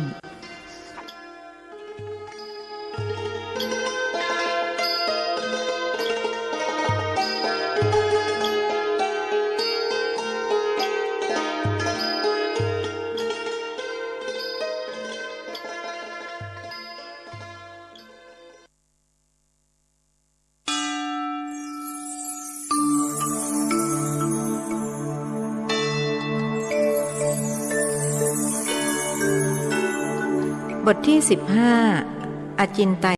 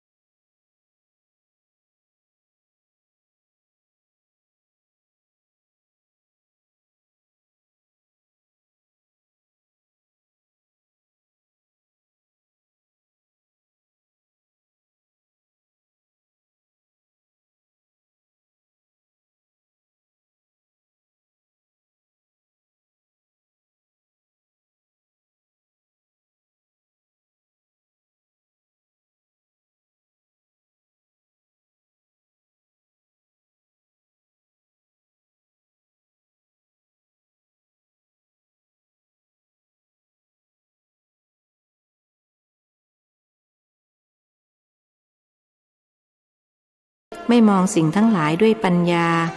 เลยทำให้เกิดมิจฉาทิฏฐิโยนิโสมนสิการมีความสำคัญมากเพราะเป็นปัจจัยให้เกิดสัมมาทิฏฐิและเป็นต้นทางของความดีทั้งปวงค คนที่มีโยนิโสมนสิการเขาจะแยกแยะได้ว่าใครเป็นพระใครเป็นมารศาสนาเพราะฉะนั้นถึงเขาจะเห็นพระทำตัวไม่ดีเขาก็จะไม่เสื่อมจากศาสนาเพราะเขารู้ว่านั่นคือมารไม่ใช่พระหมายความว่าคนที่ขาดโยนิโสมนสิการเป็นคนโง่ใช่ไหมครับจะว่าโง่ก็ไม่เชิงหรอกนะเพราะคนพวกนี้ส่วนใหญ่จะมีการศึกษาสูงเป็นครูบาอาจารย์เป็นแพทย์เป็นวิศวกรเรียกว่าเป็นคนมีปัญญาแต่เป็นปัญญาทางโลกเธอคอยดูไปก็แล้วกันอีก10 ปี20 ปีข้างหน้าพวกมารศาสนาจะเพิ่มจำนวนขึ้นเรื่อยๆแล้วคนฉลาดบางพวกก็จะไปฝักใฝ่กับพวกนี้ประชาชนทั้งหลายก็จะเกิดความสับสนทางความคิดไม่รู้แน่ว่าอันไหนผิดอันไหนถูกเพราะนอกจากจะประพฤติวิปริตผิดวินัยที่พระพุทธองค์ทรงบัญญัติไว้แล้วพวกมารศาสนาเหล่านี้ยังพยายามจ้วงจาบบิดเบือนพระธรรมคำสอนขององค์สมเด็จพระสัมมาสัมพุทธเจ้าอีกด้วยคนก็จะพากันเสื่อมจากศาสนานับว่าเป็นเรื่องอันตรายมากแล้วเราจะแก้ไขอย่างไรครับอะไรนะเธอพูดว่าเรางั้นหรือเราแก้ไม่ได้หรอกบัวเหียวเอ้ยอย่าว่าแต่เราซึ่งเป็นเพียงหยดน้ำหนึ่งในมหาสมุทรเลยคนที่เขามีอำนาจวาสนามีบารมีมากกว่าเราหลายร้อยหลายพันเท่าก็ยังไม่สามารถแก้ได้มันต้องปล่อยให้เป็นไปตามกรรมท่านพระครูพูดโปร่งๆหลวงพ่อครับผมชักงงแล้วนะครับงงเรื่องอะไรอีกล่ะรู้สึกจะงงบ่อยเหลือเกินนะก็เรื่องกรรมนะครับประเดี๋ยวหลวงพ่อก็สอนว่าไม่ควรปล่อยชีวิตให้เป็นไปตามกรรมประเดี๋ยวก็บอกว่าปล่อยให้เป็นไปตามกรรมจะไม่ให้ผมงงยังไงไหวพระหนุ่มชี้แจงก็ไม่เห็นจะต้องงงเลยฉันเคยบอกเธอแล้วไม่ใช่หรือว่าเรื่องของกรรมมันสลับซับซ้อนยากที่คนธรรมดาจะรู้จะเข้าใจได้มันเป็นอจินไตยอะไรไตยนะครับพระบัวเหียวมีอันต้องงงหนักขึ้นอจินไตยเธอไม่เคยได้ยินหรอกหรือฉันจำได้ว่าเคยอธิบายให้เธอฟังมาครั้งหนึ่งแล้วก็เป็นคนช่างจำไหนลืมเสียได้ล่ะท่านตำหนิไกลๆครับแต่ก่อนผมช่างจำแต่เมื่อมาเจออะไรๆที่ทำให้งงอยู่เรื่อยความจำมันก็เลยเสื่อมหลวงพ่อกรุณาอธิบายขยายความอีกสักครั้งเถิดครับท่านพระครูนิ่งตามองไปที่ตู้พระคัมภีร์พูดว่าฟังอย่างเดียวมันจำยากต้องให้เห็นด้วยนั่นไงอยู่ในพระไตรปิฎกเล่มที่21นั่นไปเปิดดูเสียพระใหม่จึงต้องลุกขึ้นเดินไปที่ตู้พระคัมภีร์หาอยู่นานกว่าจะได้เล่มที่ต้องการได้คัมภีร์แล้วจึงกลับมานั่งที่เดิมอยู่หน้าอะไรครับหลวงพ่อถามเพราะใช้ไม่เป็นหน้าโง่มั้งท่านพระครูตอบหน้าตาเฉยโธ่หลวงพ่อก็ถามดีๆต้องด่ากันด้วยใครว่าด่าคนดีๆอย่างเธอใครเขาจะด่าแหมหลวงพ่อนี่เข้าใจใช้ได้พูดพลางพยักหน้าหงึกเข้าใจอะไรคราวนี้ท่านพระครูเป็นฝ่ายงงบ้างก็เข้าใจตบหัวแล้วลูบหลังนะสิครับมีอย่างที่ไหนด่าว่าผมโง่อยู่หยกก็มาชมว่าผมดีอีกแล้วอย่างนี้ไม่เรียกว่าตบหัวแล้วลูบหลังจะให้เรียกว่าอะไรโง่แต่ดีกับฉลาดแต่เลวเธอจะเลือกอย่างไหนล่ะเอาดีด้วยฉลาดด้วยครับตอบเสียงหนักแน่นอันนั้นมันไม่ได้อยู่ในเงื่อนไขฉันให้เธอเลือกอย่างใดอย่างหนึ่งใน2 อย่างว่าไงจะเอาอย่างไหนงั้นก็เอาโง่แต่ดีก็แล้วกันครับผมไม่อยากฉลาดแล้วตกนรกแล้วหลวงพ่อล่ะครับจะเลือกอย่างไหนพระหนุ่มเป็นฝ่ายถามบ้างสำหรับฉันไม่ว่าจะเลือกอย่างไหนมันก็เป็นไปไม่ได้ทั้ง2 อย่างเพราะฉันอยู่นอกเงื่อนไขที่ว่านี้แปลว่าหลวงพ่อหลุดพ้นแล้วใช่ไหมครับพ้นจากนรกสวรรค์พ้นจากความดีความชั่วพระบัวเหียวถือโอกาสสรุปไหนเธอจะดูเรื่องอจินไตยไม่ใช่หรือ ดูที่สารบัญเรื่องอจินติสูตรก่อนว่าอยู่หน้าที่เท่าไรแล้วช่วยอ่านให้ฉันฟังด้วยท่านพระครูพูดตัดบทโดยไม่ต้องการอวดอุตริมนุสธรรมเพราะการกระทำเช่นนั้นจะต้องอาบัติอย่างใดอย่างหนึ่งคือถ้าอวดอุตริมนุสธรรมที่มีในตนก็จะต้องอาบัติปาจิตตีถ้าอวดอุตริมนุสธรรมที่ไม่มีในตนก็จะต้องอาบัติปาราชิกท่านจึงหลีกเลี่ยงการพูดถึงเรื่องเช่นนี้ด้วยมันเสียทั้งขึ้นทั้งล่องพระบัวเหียวไม่ต่อล้อต่อเถียงหากตั้งหน้าตั้งตาหาอจินติสูตรจากสารบัญพบแล้วจึงเปิดไปที่หน้านั้นอ่านให้ท่านพระครูฟังว่าดูก่อนภิกษุทั้งหลายอจินไตย4ประการนี้อันบุคคลไม่ควรคิดเมื่อบุคคลคิดพึงเป็นผู้มีส่วนแห่งความบ้าเดือดร้อนอจินไตย4ประการเป็นไฉนดูก่อนภิกษุทั้งหลายพุทธวิสัยของพระพุทธเจ้าทั้งหลายหนึ่งฌานวิสัยของผู้ได้ฌานหนึ่งวิบากแห่งกรรมหนึ่งความคิดเรื่องโลกหนึ่งอจินไตย4ประการนี้แลไม่ควรคิดเมื่อบุคคลคิดพึงเป็นผู้มีส่วนแห่งความบ้าเดือดร้อนไงยังสงสัยเรื่องกรรมอยู่อีกหรือเปล่าท่านพระครูถามเมื่อพระบัวเหียวอ่านจบไม่สงสัยแล้วครับไม่อยากคิดด้วยผมกลัวเป็นบ้ากลัวเดือดร้อนครับพระบัวเหียวตอบจริงจังดีแล้วคิดอย่างนั้นได้ก็ดีจะได้สบายใจแต่เธอเชื่อเถอะใครทำกรรมไว้อย่างไรก็ต้องได้รับผลอย่างนั้นเราไม่ต้องไปวิเคราะห์วิจัยแต่ประการใดพวกมารศาสนาเหล่านี้ในที่สุดก็ต้องรับกรรมที่ตนกระทำกรรมมันมีผลมีวิบากไม่ว่าจะเป็นกรรมดีหรือกรรมชั่วก็ตามหลวงพ่อครับผมสงสัยอีกนิดนึงทำไมในคัมภีร์เขาถึงกล่าวว่าพระพุทธเจ้าทั้งหลายพระพุทธเจ้าไม่ได้มีพระองค์เดียวหรือครับคนช่างสงสัยถามอีกมีหลายพระองค์ในกัปหนึ่งก็จะมีพระพุทธเจ้ามาอุบัติอย่างกัปที่เราอยู่นี้เรียกว่าภัทรกัปมีพระพุทธเจ้ามาอุบัติ5พระองค์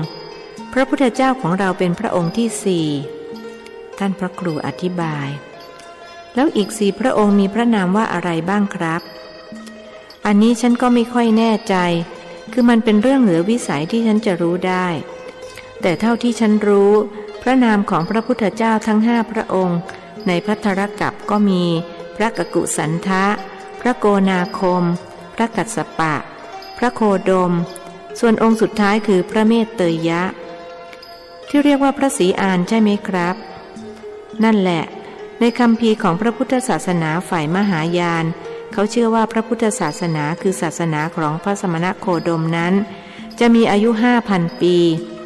ต่อจากนั้นก็จะเป็นศาสนาของพระเมตเตยะนี่เราก็ผ่านมาถึง 2,516 ปีแล้วเหลืออีก 2,400 กว่าปีก็จะสิ้นอายุกล่าวกันว่ายิ่งใกล้จะถึง 5,000 ปี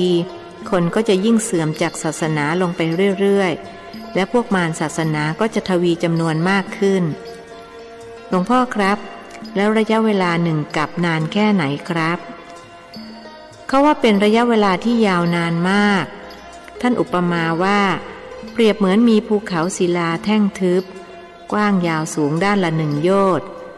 ทุกๆ100 ปีมีคนนำผ้าเนื้อละเอียดอย่างดีมาลูบ1 ครั้ง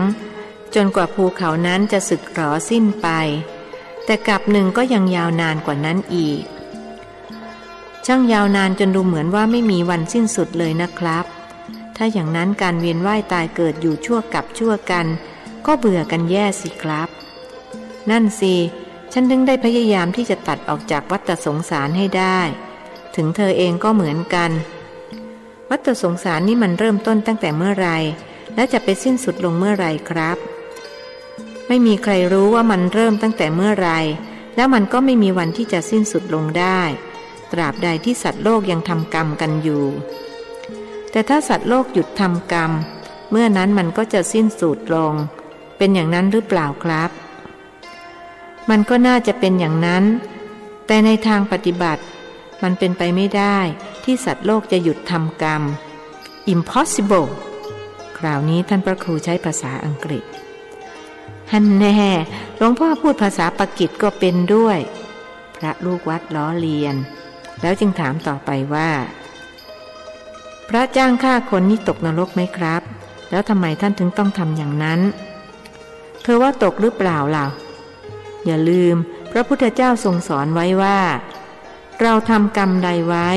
ดีก็ตามชั่วก็ตามเราจะต้องรับผลของกรรมนั้นก็ท่านไม่ได้ลงมือฆ่าเองก็ไม่น่าจะบาปนี่ครับทำไมจะไม่บาปถึงจะไม่ได้ลงมือเองแต่วจีกรรมและมโนกรรมก็เป็นของท่านแม้กายกรรมจะเป็นของคนอื่นก็ตามกรณีที่ว่านี้ถ้าเขาสอบสวนได้ความว่าทำผิดจริงก็ต้องถูกให้สึกเพราะเป็นอาบัติปาราชิกมันก็น่าสลดใจนะอุตส่าห์เข้ามาสู่ร่มกาสาวพัสแต่กลับเอาตัวไปลงนรกจนได้กรณีรองเจ้าคณะจังหวัดจ้างฆ่าเจ้าคณะจังหวัดก็เหมือนกันขนาดเป็นครูบาอาจารย์ของตัวก็ยังทำได้ลงคอทำไมถึงต้องฆ่าเราครับก็หวังตำแหน่งนะสิอาจารย์ไม่ตายสักทีลูกศิษย์อยากจะเป็นเจ้าคณะจังหวัดก็เลยจ้างฆ่าเสียเลยฉันยังไปงานพระราชทานเพลิงศพท่านเพราะคุ้นเคยกันมาก่อนเธอไม่เคยได้ยินเรื่องนี้หรอกหรือดังทั่วประเทศเชียวละน่าสลดใจเหลือเกินแล้วรองเจ้าคณะจังหวัดถูกจับหรือเปล่าครับก็เพราะถูกจับนะสิเรื่องถึงแดงขึ้นมาไม่น่าทำเลยเพราะลาภสักการะเป็นเหตุแท้ๆเป็นพระเป็นเจ้ามาหลงติดอยู่กับลาภสักการะก็เจ๊งทุกรายคราวนี้ท่านใช้ภาษาจีนแม้หลวงพ่อเก่งจังนะครับพูดได้ตั้งหลายภาษาจีนก็ได้ปากีสก็ได้พระบุญเหียวออกปากชมก็ฉันทำกรรมมาดีท่านพระครูถือโอกาสคุยทับกรรมที่ทำให้เก่งเป็นอย่างไรครับผมอยากเก่งบ้างอยากรู้ก็ไปอ่านจุลกรรมวิภังคสูตรเอาเองที่สุภมานพบุตรโตเทยพราหมณ์ทูลถามพระพุทธเจ้าว่าทำไมคนเราจึงเกิดมาไม่เหมือนกันบางคนโง่บางคนฉลาดบางคนรวยบางคนจนพระพุทธองค์ทรงอธิบายไว้ละเอียดมากมีโอกาสก็ไปอ่านเสียอยู่ในคัมภีร์พระไตรปิฎกเล่มที่14นั่นอ่านแล้วจะได้เลือกทำแต่กรรมดีฉันเองยังเสียดายตอนเด็กๆเกเรชะมัดสร้างเวรสร้างกรรมเอาไว้มากนี่ก็ทยอยใช้ไปเรื่อยๆจะพยายามชดใช้เสียให้หมดไปในชาตินี้แปลว่าหลวงพ่อจะไม่เกิดอีกแล้วใช่ไหมครับด้วยใจจริงแล้วฉันไม่ปรารถนาจะเกิดอีกเลยแม้แต่ชาติเดียวแต่มันก็ต้องแล้วแต่เหตุปัจจัยถ้ายังใช้กรรมไม่หมดก็ต้องเกิดอีกไม่ว่าจะปรารถนาหรือไม่ปรารถนาก็ตามแล้วตอนนี้หลวงพ่อใช้จวนหมดหรือยังครับพระบัวเหียพยายามตะล่อมหมดหรือไม่หมดมันก็ไม่ใช่เรื่องของเธออย่ามาถามเซ้าซี้อยู่เลยฉันไม่หลงกลเธอง่ายๆหรอกคนเป็นศิษย์ทำหน้าปั้นยากเมื่อคนเป็นอาจารย์รู้เท่าทันแต่แล้วก็ถามขึ้นอีกว่าหลวงพ่อครับผมยังสงสัยเรื่องที่หลวงพ่อเล่ามาเรื่องอะไรอีกล่ะคนถูกถามชักจะรำคาญก็เรื่องที่รองเจ้าคณะจังหวัดจ้างฆ่าเจ้าคณะจังหวัดเพราะหวังจะครองตำแหน่งแทนนะครับผมว่าไม่น่าจะบาปมากมายอะไรเพราะท่านไม่ได้ลงมือฆ่าเองพระใหม่ไม่ไหวสงกาช่างสงสัยจริงนะเอาละฉันจะอธิบายให้ฟังการฆ่านั้นจะบาปมากน้อยแค่ไหนก็ต้องดูว่ามันครบองค์5หรือเปล่าถ้าครบก็บาปมากถ้าไม่ครบก็บาปน้อยลดหลั่นกันลงไปองค์5นั้นได้แก่สัตว์มีชีวิตหนึ่งรู้ว่าสัตว์มีชีวิตหนึ่งมีจิตคิดจะฆ่าหนึ่งใช้ความพยายามในการฆ่าหนึ่งสัตว์ตายเพราะความพยายามนั้นหนึ่งฉันจะเล่าเป็นตัวอย่างให้ฟังสักเรื่องหนึ่งแล้วเธอวิเคราะห์เอาเองก็แล้วกันว่าครบองค์5หรือเปล่าเรื่องนี้เขาเล่าสืบกันมาเขาว่าเป็นเรื่องจริงด้วยแล้วหลวงพ่อว่าหรือเปล่าครับว่าอะไรก็ว่าเป็นเรื่องจริงนะสิครับผมไม่เคยได้ยินว่าหลวงพ่อว่าสักครั้งมีแต่เขาว่า อยากให้หลวงพ่อว่าบ้าง พระยวนพูดอย่างนี้แปลว่าไม่ฟังใช่ไหมก็ดีฉันจะได้ไม่เล่าคนเป็นอาจารย์ถือโอกาสเล่นตัวฟังครับฟังนิมนต์เล่าเถอะครับพูดพร้อมกับประนมมือขึ้นนิมนต์ท่านพระครูจึงเริ่มเล่าการละครั้งหนึ่งนานมาแล้วนานแค่ไหนครับผู้ฟังไม่ไหวล้อเลียนจะนานแค่ไหนมันก็นานแล้วกัน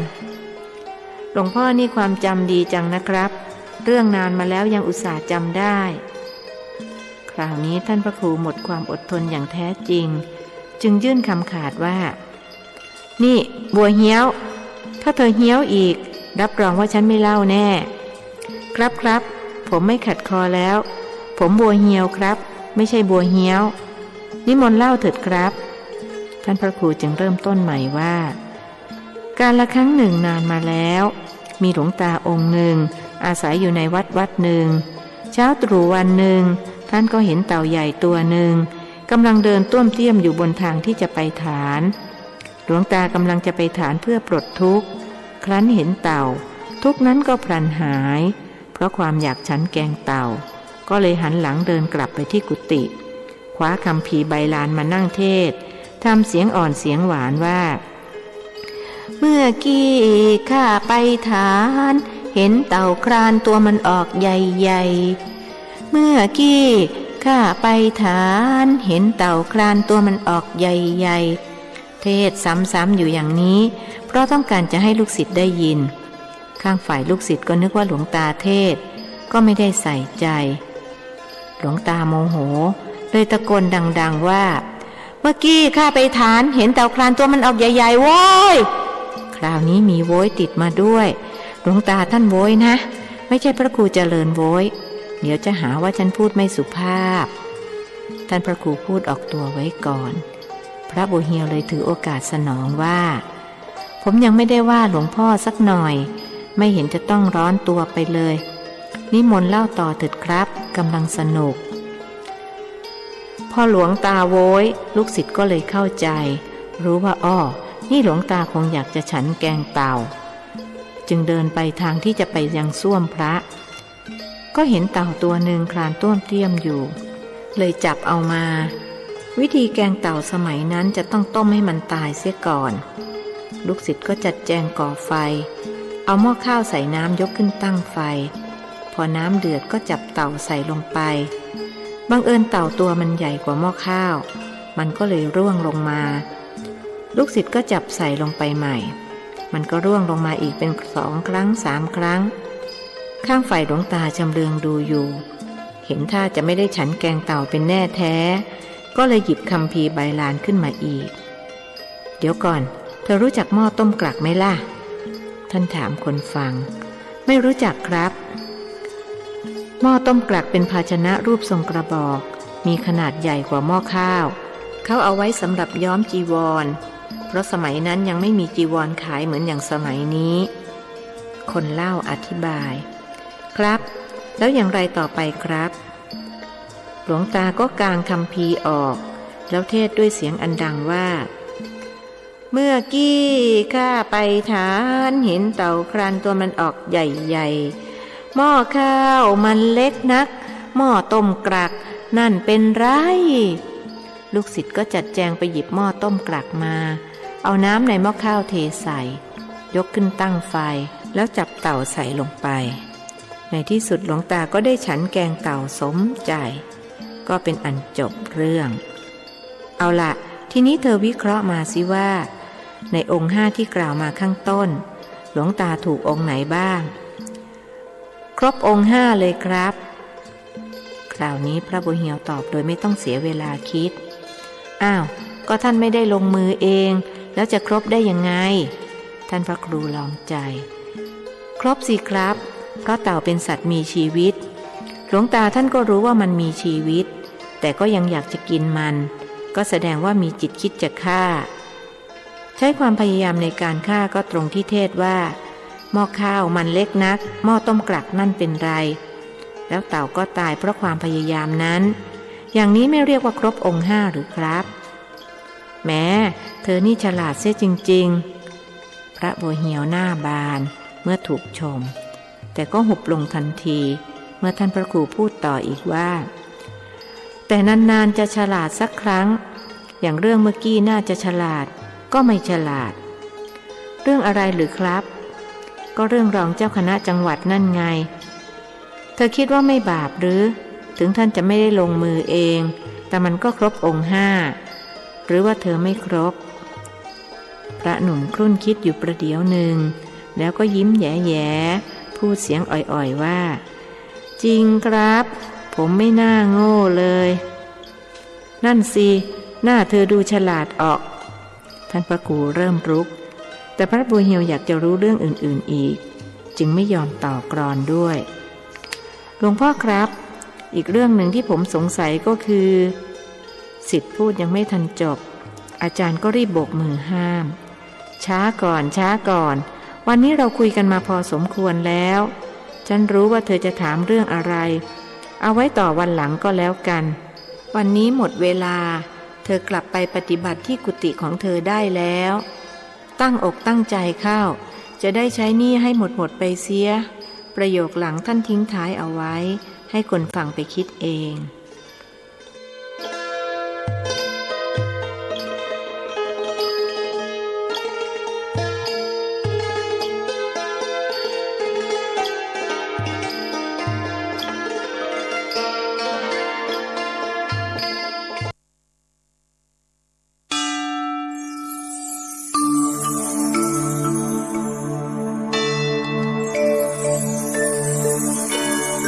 บทที่ 16 นายอู่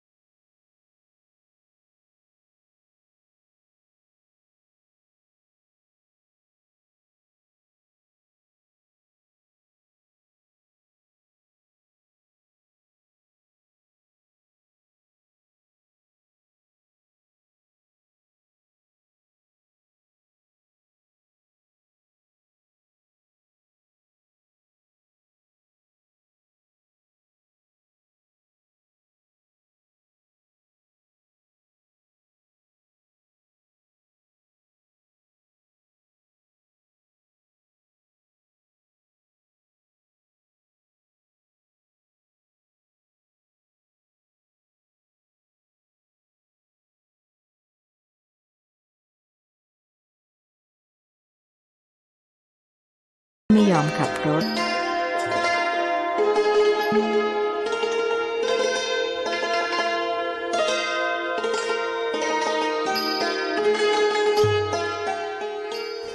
เวลาผ่านไปอีกหลายปีกระทั่งลูกสาวคนโตอายุ21และกำลังจะแต่งงานนายอูก็ฝันร้ายถี่ขึ้นท่านพระครูก็ขอร้องให้เขาบวชเพราะท่านรู้ว่าถ้าไม่บวชเขาจะต้องตายนายอูก็ดื้อดึงไม่ยอมบวชอ้างว่าถ้าเขาบวชแล้วใครจะหาเลี้ยงแม่เลี้ยงเมียความจริงเขาจะบวชก็ได้เพราะลูกๆก็โตเป็นหนุ่มเป็นสาวกันหมดแล้วนอกจากไม่ยอมบวชแล้วเขายังขอร้องท่านพระครูให้ปิดเรื่องนี้ไว้เป็นความลับอยู่ต่อมาไม่นาน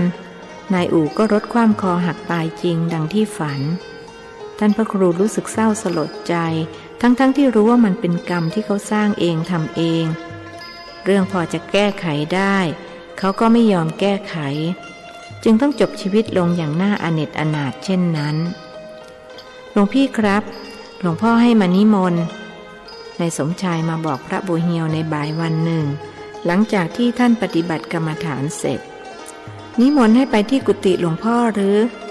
พระหนุ่มเชื้อสายยวนถามอย่างยินดีเพราะจะได้ถือโอกาสเรียนถามข้อข้องใจสงสัยที่ติดค้างมาหลายวันเปล่าหรอกครับท่านให้มานิมนต์จะพาไปเจริญพระพุทธมนต์เย็นที่บ้านฝั่งโน้นลูกสาวเขาแต่งงานครับเขานิมนต์พระวัดเรา3 รูปวัดอื่นอีก6 รูปหลวงพ่อให้ผมมานิมนต์หลวงพี่กับพระมหาบุญบอกให้เอาย่ามกับตาลปัดไปด้วยนายสมชายบอกกล่าวไปเดี๋ยวนี้เลยหรือท่านถามดีใจนักที่จะได้ออกงานสักพักก็ได้ครับหลวงพ่อจะออก5 โมงนี่เพิ่งจะบ่าย3หลวงพี่ไปรอที่กุฏิหลวงพ่อก่อน5 โมงก็แล้วกันผมไปนะครับ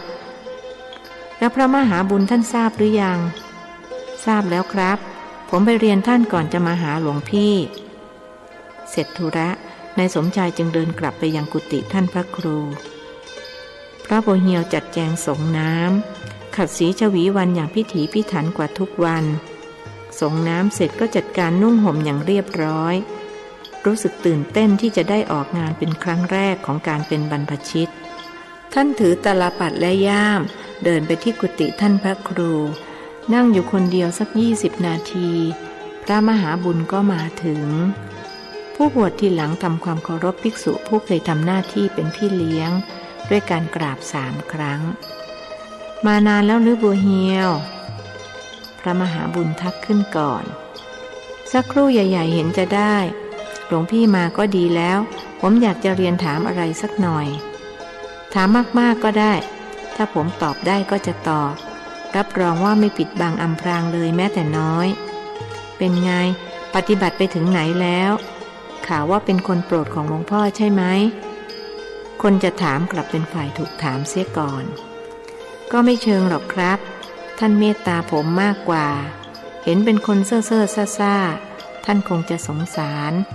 ก็เลยเอาใจใส่มากหน่อยถ้าฉลาดหลักแหลมเหมือนหลวงพี่ท่านก็คงปล่อยให้บินเดี่ยวได้แล้วพระบัวเหียวตอบอย่างเอาใจหลวงพี่แต่คุณก็ก้าวหน้าเร็วดีนี่ตอนผมบวชใหม่ๆท่านก็ประคับประคองอยู่หลายเดือนกว่าจะปล่อยให้บินเดี่ยวอย่างที่คุณเห็นหลวงพ่อท่านเป็นครูบาอาจารย์ที่ยอดเยี่ยมมากผมเคารพนับถือท่านจริงๆแม้พระมหาบุญจะพูดจากความรู้สึกที่ลึกซึ้งหากพระบัวเหียวก็เข้าใจเพราะความรู้สึกของท่านที่มีต่อท่านพระครูก็ไม่แตกต่างไปจากนี้หลวงพี่ครับผมไม่เคยออกงานรู้สึกตื่นเต้นจนกลายเป็นความกังวลกลัวว่าจะวางตัวไม่ถูกหลวงพี่พอจะกรุณาแนะนำผมหน่อยจะได้ไหมครับได้สิทำไมจะไม่ได้ล่ะไม่ต้องไปกังวลหรอกให้ทำตามที่หลวงพ่อท่านบอกก็แล้วกันเป็นต้นว่าเวลานั่งเขาจะเรียงตามอายุพรรษาสงสัยว่าคุณคงจะต้องนั่งท้ายแถวเพราะบวชทีหลังเพื่อนอย่าประมาทก็แล้วกันบทสวดเจริญพระพุทธมนต์เย็นคุณก็ท่องได้หมดแล้วไม่ใช่หรือครับได้หมดแล้ว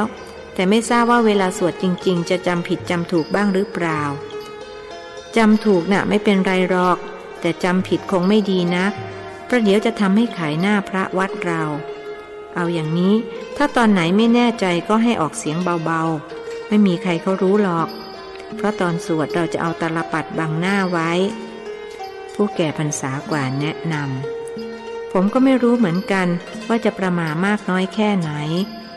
คงจะเขินมากเลยถ้าอะไร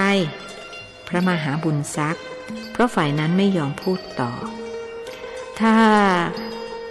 มีสาวๆมานั่งฟังนะครับพระมหาบุญจึงแถลงว่าต้องมีแน่ๆอย่างน้อยก็เจ้าสาวคนหนึ่งล่ะแล้วยังจะเพื่อนเจ้าสาวอีกคนหรือ2 คนและถ้าเขารู้ว่าจะมีพระหนุ่มๆไปพวกสาวๆคงพากันแห่มาเชียวแหละสงสัยว่าคราวนี้คุณจะต้องศึกเสียละมังพระมหาบุญเย้าศึกน่ะไม่กลัวหรอกครับกลัวจะประมาทอย่างหลังนี่จะแก้อย่างไรครับคุณก็กำหนดสิรู้สึกอย่างไรก็กำหนดไปอย่างนั้นปฏิบัติแล้วก็ต้องเอามาใช้ประโยชน์ให้ได้เอาเถอะตั้งสติเข้าไว้แล้วจะดีเองจำไว้แล้วกันว่าถ้าขืนคุณแสดงอะไรเปิ่นๆออกมาคราวหน้าคราวหลังหลวงพ่อจะไม่พาคุณไปไหนต่อไหนด้วยอีกถ้าอย่างนั้นผมจะพยายามเต็มที่เลยครับจะได้ออกไปเปิดหูเปิดตาบ่อยๆแต่การไปไหนมาไหนบ่อยมันก็ไม่ดีสำหรับการปฏิบัตินะบัวเหียวเพราะจิตมันจะท่องเที่ยวไปรับอารมณ์อื่นไม่จดจ่อแน่วแน่อยู่กับอารมณ์กรรมฐานแต่ก็นั่นแหละถ้าเรากำหนดได้ทันมันก็ไม่เสียหายอะไรนึกเสียว่าเป็นการหาแบบฝึกหัดมาให้จิตทำก็แล้วกันพระมหาบุญแนะนำในฐานะที่เคยอาบน้ำร้อนมาก่อนท่านพระครูลงมาจากกุฏิชั้นบนเมื่อเวลา 17 นาฬิกาเศษพระ2 รูปที่นั่งรออยู่ทำความเคารพด้วยการไหว้แล้วลุกขึ้นเดินตามท่านไปยังรถที่นายสมชายรออยู่ท่านพระครูขึ้นไปนั่งตอนหน้าคู่กับคนขับส่วนพระมหาบุญกับพระบัวเหียวนั่งถัดไปทางด้านหลังนายสมชายปิดประตูเรียบร้อยแล้วจึงออกรถวิ่งตรงไปออกสายเอเชียแล้วเลี้ยวซ้ายเข้าสู่ตัวจังหวัดซึ่งอยู่ด้านทิศเหนือของวัดประมาณ20 นาทีก็ถึงทางแยกเข้าตัวจังหวัดจากนั้นต้องวิ่งย้อนลงมาทางใต้อีกประมาณ2 กิโลเมตรจึงถึงท่าเรือที่จะข้ามไปยังบ้านงานที่อยู่ทางฝั่งโน้นสมชายเฝ้ารถรออยู่ฝั่งนี้ไม่ต้องข้ามไปด้วยท่านพระครูสั่งศิษย์วัดแล้วท่านจึงเดินนำลงไปรอเรือจ้างซึ่งมีเพียงลำเดียวครู่หนึ่งหญิงแจวเรือจ้างก็แจวเรือเปล่ากลับมาหลังจากส่งผู้โดยสารขึ้นฝั่งตรงข้ามแล้วนิมนต์หลวงพ่อจ้าจะไปบ้านงานหรือจ้าหญิงแจวเรือเชื้อเชิญพร้อมกับตั้งคำถามในสังคมชนบทบ้านไหนมีงานก็เป็นอันรู้ถึงกันหมดทั้งตำบลไปทีเดียว3ไหวไหมจ้าหนูหรือว่าต้องทีละคนท่านพระครูถามคนแจวซึ่งเป็นหญิงสาวอายุไม่เกิน20เกรงว่าจะกินเรี่ยวแรงของหล่อนเพราะน้ำในแม่น้ำเจ้าพระยาปริ่มขอบตลิ่งเนื่องจากยังไม่สิ้นเดือน12ระยะทางข้ามฟากจึงดูกว้างไกลกว่าปกติพระบัวเหียวมีอันต้องกำหนดเขินหนอเมื่อสบตากับหล่อนไหวจ้านิมนต์ทั้ง3 องค์เลยจ้าหญิงสาวตอบนั่นพายอีกอันไม่ใช่หรือพระมหาบุญชี้ไปที่ไม้พายซึ่งวางอยู่หัวเรือเอาอย่างนี้เดี๋ยวอาตมาจะช่วยพายจะได้เบาแรงโยมหน่อยพูดแล้วท่านก็ลงไปนั่งที่หัวเรือจับไม้พายมาถือด้วยท่าทางทะมัดทะแมงเมื่อภิกษุอีก2 รูปขึ้นมานั่งในเรือเรียบร้อยแล้วหญิงสาวจึงออกเรือโดยมีพระมหาบุญช่วยแจวอยู่ทางด้านหัวส่วนหล่อนอยู่ท้ายท่านพระครูกับพระบัวเหียวอยู่กลาง2 ทุ่มเลิกหรือยังจ้าหนูอาตมาต้องกลับประมาณ2 ทุ่มท่านพระครูถามขึ้นจากเรือแล้วต้องเดินไปอีกหลายนาทีกว่าจะถึงบ้านงานมีจ้าหนูจะแจวจนถึง6 โมง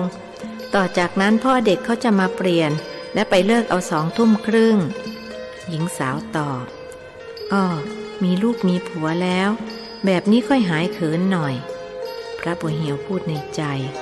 รู้สึกโล่งอกเมื่อทราบว่าหล่อนมีเจ้าของแล้ว เมื่อถึงฝั่งท่านพระครูจึงถามว่าเท่าไรหนูนิมนต์เถิดจ้าฉันถวายนึกว่าให้ฉันมีโอกาสได้ทำบุญก็แล้วกันอย่าเลยหนูกินแรงคนอื่นมันบาปเท่าที่หนูมีจิตศรัทธาก็ได้บุญแล้วอาตมาขออนุโมทนาเท่าไรจ๊ะท่านถามอีกคนละ2 สลึงจ้ะหลวงพ่อให้ฉันมาบาทเดียวก็พอหญิงสาวลดให้50 สตางค์ท่านพระครูวางเงินไว้